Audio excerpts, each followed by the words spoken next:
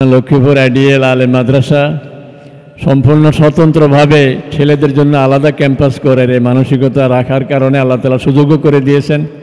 এই জন্য মহান আল্লাহর শুকরিয়া আদায় করি, আলহামদুলিল্লাহ। আইডিয়াল আলেম মাদ্রাসার নাম যেরকম এরকমই যেন হয়, আদর্শ হয়। এখানের প্রতিটা ছাত্র যেন আদর্শ হয়, লেখাপড়া মেধা অনুযায়ী যার যতটুকু যোগ্যতা ততটুকু হবে, কিন্তু প্রত্যেকটা ছাত্র যেন মা বাবা বুঝে যে আমার এই সন্তানটা একটা আইডিয়াল, এটা আদর্শ। উস্তাদদের কাছে মনে হবে আমাদের প্রত্যেকটা ছাত্র আদর্শ। আল্লাহ তাআলা আইডিয়ালের এই সকল এই সামনের পরিকল্পনাগুলোকে আল্লাহ তাআলা শতভাগ সফলতা দান করুক, এবং যেভাবে এগুচ্ছে এর চেয়েও বেশি আরও সফলতা আল্লাহ তাআলা দান করুক। আলহামদুলিল্লাহ ওয়া কাফা ওয়া সালামুন আলা ইবাদিহিল্লাযীনা ইসতাফা, আম্মা বা'দ। فأعوذ بالله من الشيطان الرجيم. بسم الله الرحمن الرحيم. وأن ليس للإنسان إلا ما سعى وأن سعيه سوف يرى. লক্ষ্মীপুর আইডিয়াল আলেম মাদ্রাসার স্বতন্ত্র বয়েজ ক্যাম্পাস উদ্বোধনী অনুষ্ঠানের আজকের সম্মানিত অতিথিবৃন্দ, বিশেষ করে নাইমের প্রাক্তন সিনিয়র ফ্যাকাল্টি মেম্বার জনাব প্রফেসর মোহাম্মদ শাহজাহান সাহেব, লক্ষ্মীপুর দারুল উলুম কামিল মাদ্রাসার সাবেক অধ্যক্ষ জনাব শায়েখ এ কে এম আবদুল্লাহ হাফিজাহুল্লাহ, অন্যান্য ওলামায়ে কেরাম, অতিথিবৃন্দ, ছাত্রদের সম্মানিত অভিভাবকবৃন্দ এবং আমার অত্যন্ত প্রাণপ্রিয় স্নেহের ছাত্রবৃন্দ, একটা শুভ কাজে শুভ উদ্বোধনে উপস্থিত হতে পেরে আল্লাহ তাআলার শুকরিয়া আদায় করছি। যাদেরকে আজকে এখানে আনা হয়েছে ভিন্ন ক্যাম্পাসে আদর্শ আলেম, আদর্শ নাগরিক হিসেবে গড়ে তোলার জন্য। আমাদের মাদ্রাসাগুলোতে এখন সহশিক্ষার কারণে ছেলেমেয়ে পাশাপাশি থাকার কারণে আমরা খুব শঙ্কিত, আমরা খুব ভীত, দেশ কোন দিকে যাচ্ছে। যারা হবে দেশের রাহবার, তারা যদি শুরুতেই দ্বীনি চেতনা নিয়ে বড় হতে না পারে, তাহলে তো ওদের দ্বীনি চেতনাটাই শেষ হয়ে যাবে। এই জন্য লক্ষ্মীপুর আইডিয়াল আলেম মাদ্রাসা সম্পূর্ণ স্বতন্ত্রভাবে ছেলেদের জন্য আলাদা ক্যাম্পাস করে মানসিকতা রাখার কারণে আল্লাহ তাআলা সুযোগও করে দিয়েছেন। এই জন্য মহান আল্লাহর শুকরিয়া আদায় করি, আলহামদুলিল্লাহ। আইডিয়াল আলেম মাদ্রাসার নাম যেরকম এরকমই যেন হয়, আদর্শ হয়। এখানের প্রতিটা ছাত্র যেন আদর্শ হয়, লেখাপড়া মেধা অনুযায়ী যার যতটুকু যোগ্যতা ততটুকু হবে, কিন্তু প্রত্যেকটা ছাত্র যেন মা বাবা বুঝে যে আমার এই সন্তানটা একটা আইডিয়াল, এটা আদর্শ। উস্তাদদের কাছে মনে হবে আমাদের প্রত্যেকটা ছাত্র আদর্শ।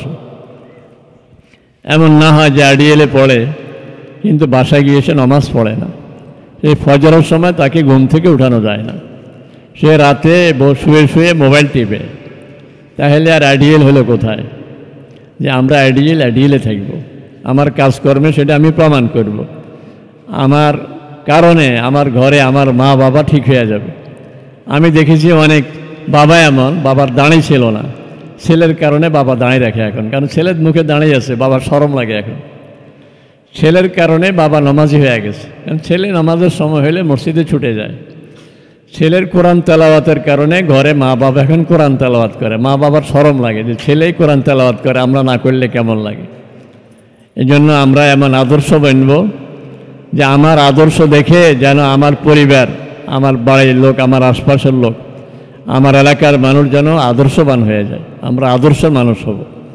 পরীক্ষার হলেও আইডিয়ালের ছাত্ররা নকল করবে না, আমরা আইডিয়াল, আমরা আদর্শ। কোনো শিক্ষক আমাদেরকে নকল দিলেও আমরা নকল এটা গ্রহণ করব না। তোমরা ইদানিং শেখ আহমদুল্লাহর একটা বক্তব্য শুনেছ, শেখ আহমদুল্লাহর ছেলে বাসায় এসে বলতেছে, আব্বু স্যার বলতেছে যে এই পরীক্ষার হলে এরকম থাকলে হবে নাকি? তুই কারোর দিকে তাকাস না, কাউকে তোর কাগজ দেখতে দেস না, এভাবে কি পরীক্ষা ভালো করবে নাকি? স্যার সহযোগিতা করতে আসে। কাজে না, আমি আমার ছেলেকে বলে দিয়েছি, বাবা GPA 5-এর দরকার নাই, গোল্ডেন A+ দরকার নাই, তুমি আগে মানুষ হও, আদর্শ মানুষ হও। আমার মনে আছে আমি যখন ফাজল পরীক্ষা দেই, আমাদের তাফসিরের পরীক্ষায় প্রশ্নগুলি একেবারে আনকমন, পুরো হলে একটা অস্থিরতা যে ছাত্ররা লিখবে কী করে। তো আমার মাদ্রাসার হেড মাওলানা সাহেব ছিলেন জেনে হুজুর, উনি আমার সিটের সামনে গিয়ে দাঁড়িয়েছেন। তো ওই সময় লক্ষ্মীপুর আলিয়া মাদ্রাসায় পরীক্ষা, মাদ্রাসায় এরকম বিল্ডিং ছিল না, কেন্দ্রের সচিব ছিলেন আমার আব্বা, টুমসরের প্রিন্সিপাল। উনি ওখান থেকে লক্ষ্য করছেন যে আমার সামনে, আমার সিটের সামনে কে দাঁড়িয়ে আছে, এসে খুব রাগ করছেন যে আপনি এখানে কেন, আপনি করছে ভালো পারবেন নাকি? ও 2 বছর পরে পরীক্ষা দিতে আসছে, আর আপনি হঠাৎ করে ওকে কী বলবেন, সরেন আপনি এখান থেকে, দাঁড়াইতেও দেয় নাই। পরে বের হওয়ার পরে আমার আব্বা জিজ্ঞেস করলেন পরীক্ষা কেমন হয়েছে? আমি বললাম সব প্রশ্ন আমার কমন পড়ছে, আমার সব পড়ার ভিতরে ছিল। আব্বা আশ্চর্য হয়ে গেছেন যে সবাই বলতেছে, হুজুরা বলতেছে আনকমন, কিন্তু আমি বলতেছি সব আমার কমন। আমি ওই বছর 186 পেয়েছি, কারণ 80-র উপরে নম্বর পাওয়া তখন খুব কঠিন ছিল। এই জন্য আইডিএলের ছাত্ররা এমন বলবে যে পরীক্ষার হলে সবাই জানে এরা আইডিএল, এরা আদর্শ। এই জন্য আমাদের চাল চলনে যেখানে আমি যাই যে আদবতা জিস্তিয়াজ লুৎফ এলাহি বেনেহ বরসর বেরাও হর যা কে খাহি, আমার আইডিএলের কারণে আমি যেখানে যাব আমি সেখানেই আইডিএল হয়ে থাকবো, আদর্শ হয়ে থাকবো।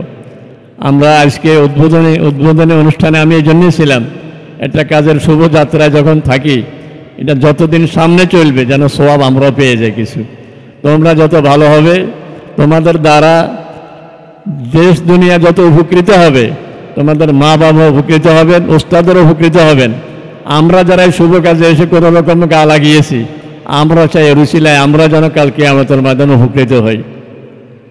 আল্লাহ তাআলা আইডিএলের এই সকল এই সামনের পরিকল্পনাগুলোকে আল্লাহ তাআলা শতভাগ সফলতা দান করুক, এবং যেভাবে এগুচ্ছে এর চেয়েও বেশি আরও সফলতা আল্লাহ তাআলা দান করুক। এই কথা বলে আমার ঢাকা একটা প্রোগ্রাম আছে, চলে যেতে হবে একটু পরেই। এই জন্য আমি কথা আগেই বলি, সকলের কাছ থেকে বিদায় নিয়ে যাচ্ছি, দোয়া চাচ্ছি। আসসালামু আলাইকুম রহমতুল্লাহ।